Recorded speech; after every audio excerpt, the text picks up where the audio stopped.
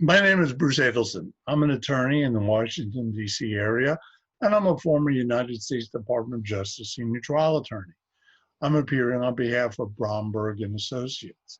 I wanted to continue the discussion we had last week about video remote interpreting, particularly as the pandemic continues and many parts of the country are struggling with increased hospitalizations and the need to be able to communicate fully with patients who may not speak English as a spoken language or who may be deaf or hard of hearing and communicate by American Sign Language.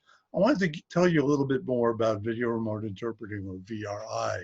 What a lot of people don't realize is that there are many specific laws and regulations that actually govern VRI. And for now, why don't you imagine as if I were an interpreter and you are at a hospital or a clinic and you're speaking with a patient who is deaf, for example, and I am the sign language interpreter. So one of the first things is you have to be able to see me through a computer or a smart device through a webcam and be able to see my face, my facial expressions, and my hands, that are particularly important with American Sign Language.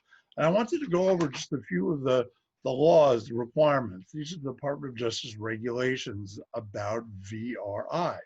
So in order for VRI to work fully and be legally compliant, you must have real-time, full-motion video and audio over a dedicated high-speed, wide bandwidth video connection or a wireless connection that delivers high-quality video images that do not produce lags, that are not choppy, blurry, or have grainy images, or irregular pauses in communication. Also, a sharply delineated image that's large enough, as we were talking about, to display my face, arms, hands, fingers, and the face, arms, hands, and fingers of the person using sign language, for example. And VRI, of course, is also very important and can be used with spoken language. There must also be a clear, audible transmission of voices. And one of the most important parts, adequate staff training about how to set up VRI and its proper operation. So video remote interpreting is not just turning on a computer and beginning a conversation.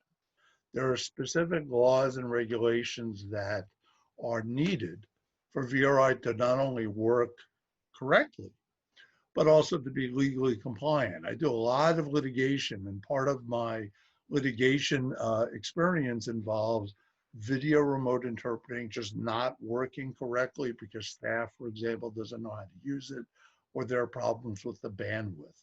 So I hope that this information tonight has been helpful to you. We'll continue our VRI dialogue next week. So be safe, be well, and I look forward to speaking to you again. Thank you.